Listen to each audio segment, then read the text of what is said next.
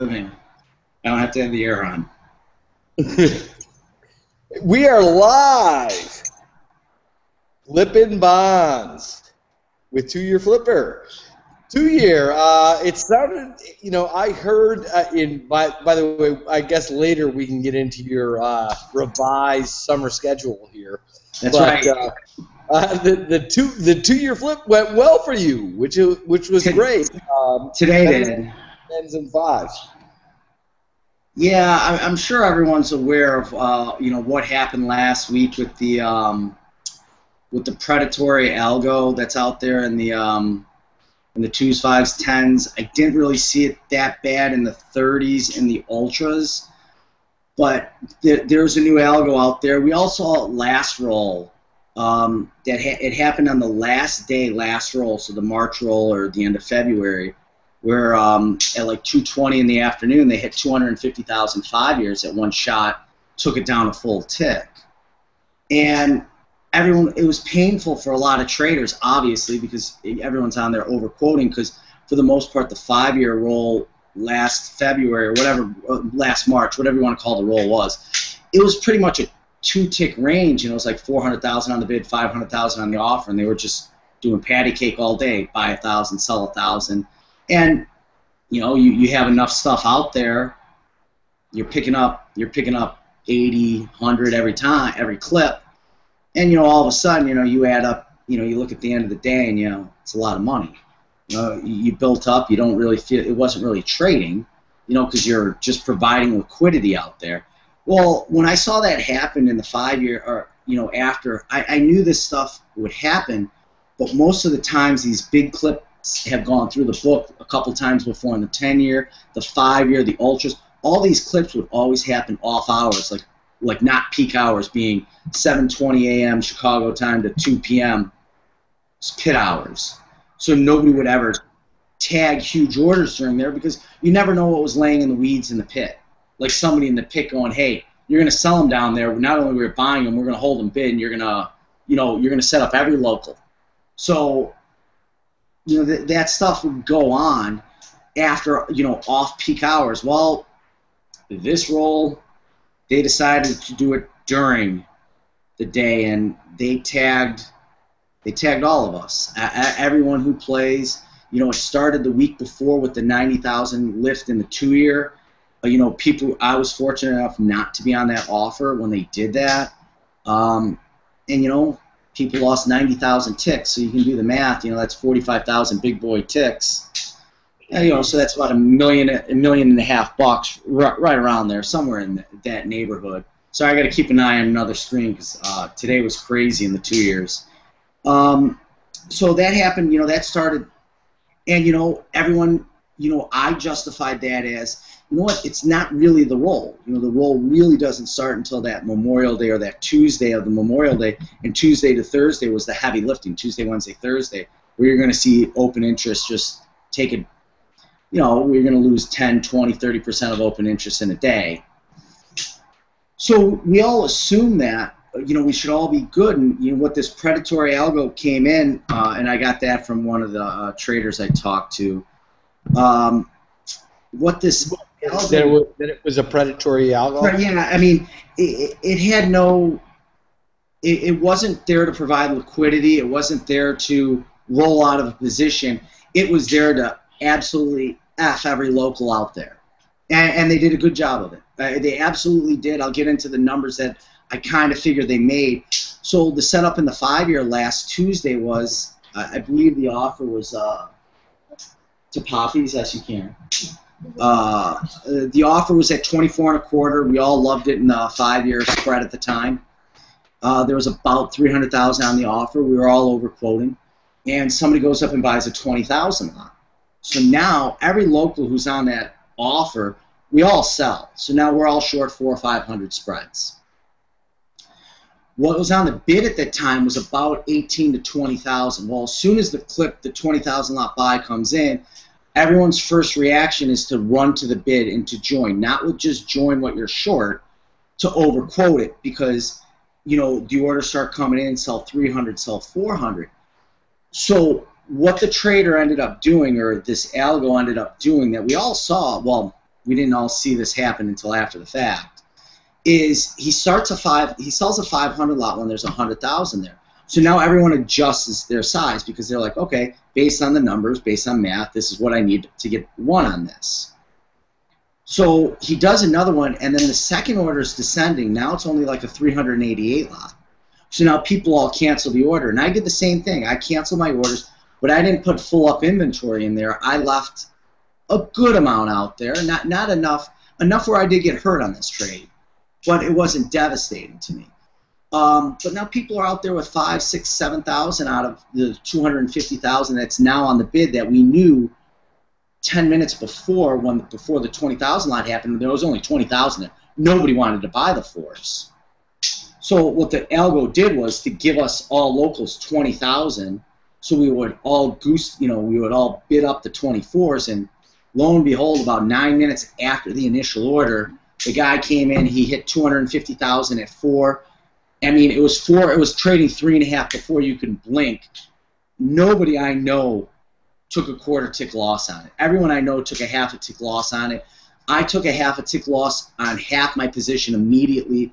I tried to leg the other half for a quarter tick loss. I was unable to do it, so I got tagged. I got tagged good. I mean, it was a big number. It was a number that destroyed me. It was a number that, I knew I was working the roll pretty much for free after that. I got hit right around 45, 50-ish on the hit trade. And from that moment on, as soon as that hit happened, I stayed out of the roll, like the overquoting game, immediately, because I saw what was going on. And I figured if they could do it during the day, and I had described before I wasn't going to overquote during the day. I was comfortable overquoting during the day, not off market hours. And I stayed out of it, and I concentrated in the 2-year, the rest of the roll. And I made a dent in it, but obviously that's a big number to come back from. I mean, I did a good job coming back from it, but I finished the week a little in the red. If you consider the 2 weeks prior to the roll, I did fine. But, the week of the roll, I was a loser. And the majority of the locals I know were losers. Now, do you think is that a new development that absolutely. with this roll? This Algo's not new. I mean, we've seen it before, but we've seen it not so vicious. The 10-year in general only has about, would only have like 125,000 on it. So seeing somebody come in selling 150,000, it's not out of the ordinary. And plus, I could definitely see somebody with 100,000 10 years on as open interest. Long-term positions being options, PIMCO, whoever else has these type of positions on. But the Algo we saw this week, I mean, it was a search and destroy Algo for sure. I mean, its sole intention was to destroy locals. And, on the hit in the 5-year, I figured considering they gave up 20,000 ticks, so you only gave up 20,000 contracts, that's chump change. They gave us 140,000. And come on, keep in mind that's spread out between probably like 300 locals. I mean, so on average, we all made, let's say, 3,000 on the hit. Great. Good for all of us. But, yeah, right. When he came back and sold it, I figured in the 5 years the Algo cleaned up on that particular hit somewhere in the neighborhood of between 1.5 and 2 million in about 20 seconds. Not even. Jeez. And, that came right out of the locals' pockets. That's going to hurt. And it did. And, they ended up doing it the next day in the 10-year. Again, these don't make sense because what actually upset me after the fact in the 5 years, I did like being short the spreads because I thought the markets were going to continue to rally. So, in essence, you should be short spreads, and I shouldn't have gotten – but, it's a game we play, and we all learn from it. You learn from your mistakes, and I guarantee you I won't be out there again. And how I looked at it is that number I lost was still a little south of what I made the previous roll in the 5-year. So, all in all, I just considered what I was up in the 5-year last roll. I gave right back this roll. That was my way of looking at it. And, it doesn't touch what I've done in the 2 years on the year. And I know I made a comment. Look, I mean, I grind. My living's made by a grind. On a daily basis. I know when the busy times are, I make my money, and that's it. The daily grind is where the money is. I know a couple people thought it was me being conceited or arrogant about it. It wasn't. The quote when I made the quote is, it's a nice ending to a month. It's a nice. It just adds to your overall account value. Whether if they take the roll away from me. I mean, yeah, my P&L will be affected, by the end of the year, but it's not devastating to me by any means. But if I keep taking hits like that every roll, sure it would be. Well, let me ask you: do the locals back off the roll then? No, we did start to back off some of the rolls. I did because I saw once they were capable of doing it in the 5-year. During the day, I knew it was coming in the 10-year. They didn't do it the Tuesday. They did it Wednesday. And this is where they actually caught locals. On Wednesdays, the market was still rallying. So in general, you would want to be short the spread. Wait, let me see how this... I'm sorry, on Wednesday now we're breaking. The 10-year is breaking on Wednesday. So you want to be long the spread. And this guy keeps pounding the lows with 5,000 lots, 10,000 lots. Everyone's, owning up to them, but everyone's over offering because we're all so long. So they did another, like they did 5,000, 5,000, 5,000. They probably did like 15 5,000 lots on the low, and the offer built up to about 220, 230,000, and like that, boom. The 10 years they took up 3 ticks. Now again, most locals lost 2.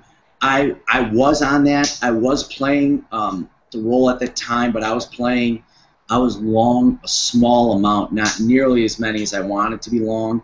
I did not have an offer in because I actually liked the long side at that time, but I was long chump change, like right around 100. I mean, not where it would have made a dent in anything. I made an extra quarter tick out of it, big deal. I made an extra $700 not having my offer out there at that time. But they did it in the 10-year. I mean, they did it again, and on Wednesday they caught traders again on Wednesday in the 5-year as well. They got the 5. All in all, I think this algo probably cleared somewhere in the neighborhood of about 10 mil over the course of 2 days. Now, is that a position that already sits in size in the bond pit? I mean, are they already sitting in size, or they just played it? No, it was weird. I talked to the guys in the pit and hearing orders. There wasn't a lot of paper in the 2-year on this roll. One of the tells from the pit is what the guy's doing with tails in the 2-year, because that's going to give you a sense of direction. How they do the 2 years is they give you the edge. When the 2-year used to be $1 million up, nobody wanted just to sell a 10,000 lot at the market because that's just setting up the locals. So what they would do is, yeah, I'll sell you. We're going to sell 10,000 in the pit, but for you to get that edge, you're going to have to give me a 200 lot here. So I'll give you 500 in the pit, but you're going to have to give up the edge on 200. So basically, your edge is 300, and whether you can work out of it now, because you're going to give up 200 ticks, and that's how they would do the roll. Well, this guy wasn't in on the roll on the 2-year this roll, and the stuff that was going on in the pit this roll. It was out there, but most of the stuff is when the heavy trading was done. A lot of it was when the 24s were trading the Friday before the roll, the long weekend. 24s was like a magnet price, and they just kept flipping 10, 15,000 lots in the pit, which is exactly what everyone wants. I mean, fair game is what everyone wants. You want that median price, 24. You'd hope 23 in the orders and 24 and a quarter are your out costs, and if people need to get stuff done, the locals sit 23 in the orders bid at 24 quarter, and we make a little ticks there, but we provide the liquidity that keeps it a tight market. What the CME is going to have to address with this is there's a rule in place on these treasury rolls that the biggest order you can clip is 29,999. It's the biggest you can do. Well, then how in God's name do they get off 250,000 in the same second? Well, obviously, it runs through Excel. There's a program, and it runs through Excel, and the whole purpose of the program is to absolutely. So what happens is they shoot all these 29,000, well, let's just call it 30,000. That's one contract above. They shoot 7 or 8 30,000 lots in at the exact same second through this Excel program. So I looked at my breakdown. I knew what I had out there. I looked at the breakdown. I got the same amount on every order.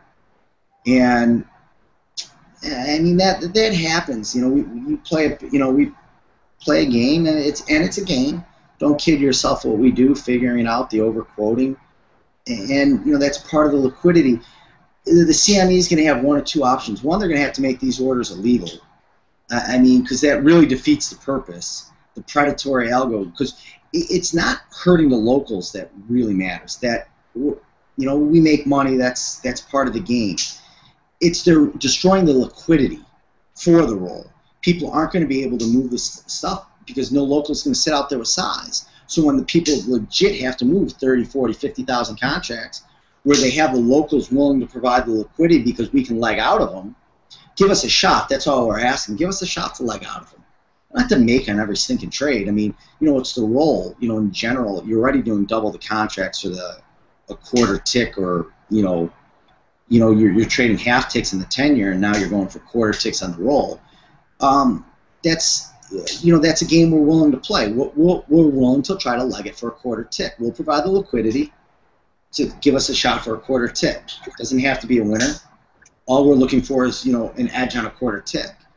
Well, the locals, we're all going to drop our hands. We're not going to provide the liquidity. So, I mean, why should we provide the liquidity if somebody's going to, you know? And I don't, you know, it's fair game. I'm not. This isn't a complaint on what happened. We're all aware that this is possible to happen. We all know, you know, the game and, you know, how it's done. That's fine, but we're not all idiots either. You know, first time, shame on. Second time, shame on me. You know, third and fourth time, hey, you're really the big, you know, jackass if you're providing the liquidity. Don't provide the liquidity for the orders, and it's hard to do. And part of the reason it's easy to do in the 2 years, I can leg, you know, I'm good at legging in the 2 year. I can get a read on the market, and, you know, a lot of the times when these rolls are going on, they're big tails, like people selling 500, 700 lots, and if you catch time on something and you're willing to go, hey, you know, I'll get into it later today. I was willing to make a decent gamble today because I saw what they were doing in the 2 year spread, and I was willing to sell June, and I was willing to sell way more than I needed. I over-offered by like 500, like 400 June today, and somebody came in and lifted 1,000, and I was short 400, and I said, I'll take them. Not only will I take them, I can leg out of them in the spread because I know they're selling the spread in 1,000 lots, and I need to sell June. I needed to sell the June contract, and it's hard to sell the June when nothing's playing. Now I scratched like 137 of them because I didn't really want 400, so I left an order in to scratch some, but I was willing to take heat on some of them, and I did, and it ended up being a really good day today to make up for last week. The 2 year spread played really nice today. There was a guy selling 500 and 1,000 lots all day. Started at 8, and the orders went all the way down to 8. And go ahead. Oh, I was just going to ask, like the seller today, do you think that they were a position seller versus these guys? So there were two things that happened in the 2 year today. One, we saw one of the most wicked timed orders we've ever seen. He started selling 160 lots early this morning every 30 seconds, and by the end of the day, he did not stop. He started that order at maybe 8:40ish, somewhere in there.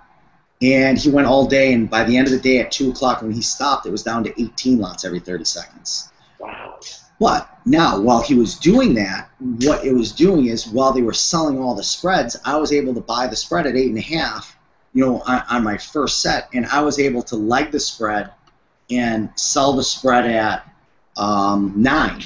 So I was able to leg the spread. So for most of the day, when I was taking all the heat at 8.5, 8.25, which I was glad to provide, you know, to put the size. I mean, I didn't put size out there, but I was enough of the bid where you would notice whether I was on there or not. I was willing to take that because I knew I knew what was going on in the futures. I knew I could buy the SEP, and then I knew I could leg the June.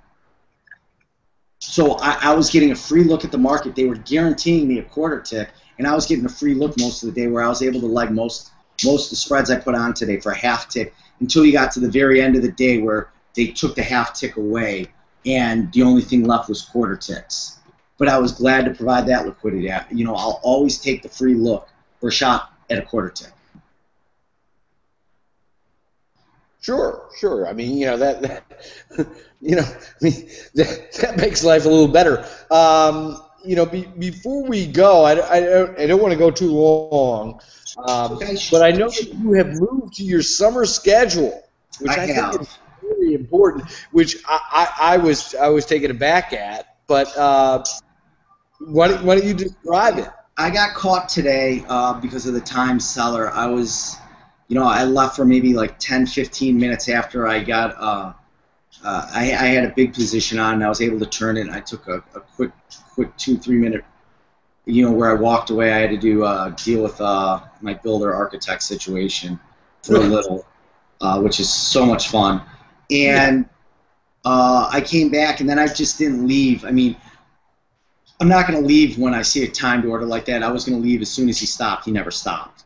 And it was my daughter's graduation from kindergarten today, so you know that was all fun, but you know, this is what, you know, pays the bills in our house, you know, days like today, because yeah, you know what, today is what I would consider a nice roll day, and I got this when the roll wasn't going on. You know, it's bigger than a number that I normally am able to scalp on a daily basis. I know what about the max I can do on a day, you know. And when you get a timed order, everything's thrown off because of, you know, how much size is being thrown around, how much you can get, and whatnot. But I was able to make more today because of the, you know, that timer on top of what was going on in the calendars, which is why I stayed all day. But yeah, in general, I'm only in the summer I only plan on trading to 9 o'clock numbers. You know, through the 9 o'clock economic data, and then I'll come back at 1 o'clock and. I gotta say, I don't miss the middle of the day. I don't miss it at all. I get to see a lot of stuff I don't get to normally see. Well, you know, congratulations. I was so happy to see your tweets this morning about a successful roll, because I know I did see your tweets last week about the difficulty you had in the 5s and the 10s. So it was good to hear. It was interesting to also hear about the architect. You know. Yeah, not fun. Yeah, we won't mention him in good time. The architect's done. I mean, I'm not using them to build blah blah blah kind of stuff. Oh, is that right? Yeah, I'm gonna end up not using them to build, and you know that's fine. I'll figure it out. You know, I kind of knew the original number he gave me was, you know, somewhat unrealistic, but I was hoping to be in the ballpark, but we weren't in the ballpark. Not in the least. So that part wasn't fun. Well, 2 year, I just want to thank you for coming on today and sharing the role. And good luck with the new schedule. And I can't believe we didn't get any of the girls today. We did see 2 of the boys, but they were very brief. The boys had their Blackhawk jerseys on. My son has his friend over, and we were at that game Sunday night, and it was a heartbreaker. Sunday night. Yeah, that was a heartbreaker. I haven't spoken of it since. Neither have I. I haven't. Like, I couldn't go on ESPN for the whole day, and then, you know, the killer is, you know, I look at it kind of like it saved me a lot of money because I knew I was going to buck up for Cup tickets, and you know, New York, Chicago. Those aren't going to be cheap tickets. And as a matter of fact, my wife and I were going to fly out to New York for a game. Oh, and meet up the person I get the tickets from. Well, you know, my brother, my one brother actually has, I don't know, it's not mezzanine, it's the loge level, like at center ice. And for whatever reason, he bought into them with a bunch of buddies, and then the buddies ran into trouble in the last couple of years, and he ended up taking them. And so he's made a fortune on them. Oh, nice. If you can get... It was actually hard. I think the scalping the tickets actually became hard. Like, Game 1 was very difficult versus the Kings. because I think it was a is it a Sunday? I forget game one. I was there, but I forget when it was. It had to be a night game. It was 3 o'clock game, I think. Yeah, okay, you're right. It was a day game, and day games are harder to sell, but the night games, but I think game 5 was kind of, people weren't getting a lot of money for it, but game 7 tickets, because normally I buy one, because I get 2 seats in the 200 level, and I would bring one of my little kids, I'd just buy a standing room only ticket, and the standing room only for game 7 were $250 a pop, which is kind of nuts. The first most of the rounds I was in the $60 to $80 range for the standing room only. Well, I saw that the Ranger tickets are going for just enormous money. It's approaching. It's going beyond Yankee World Series money at this point.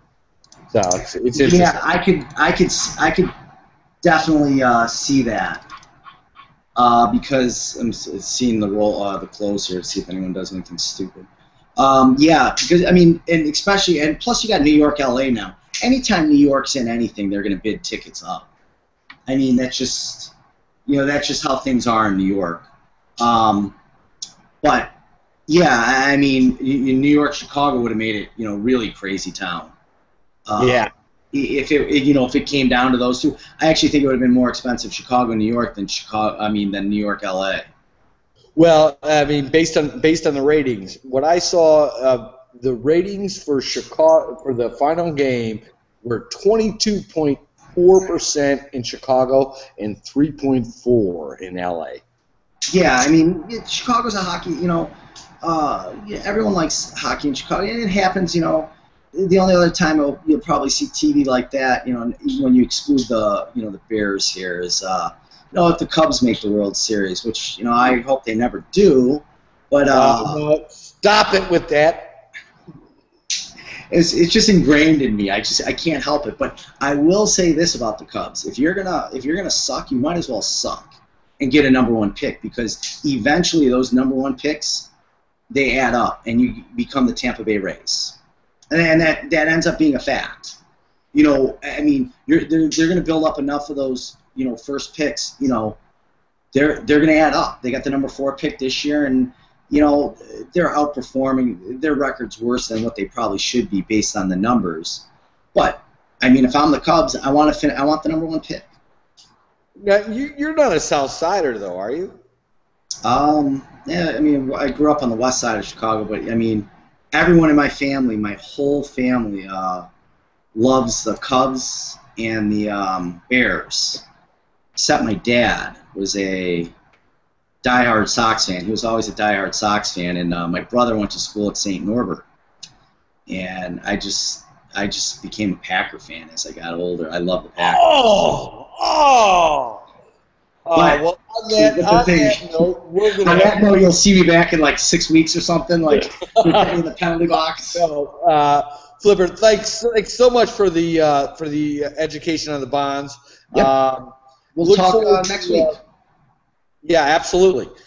And everybody, thank you for joining us, and we'll see you next week.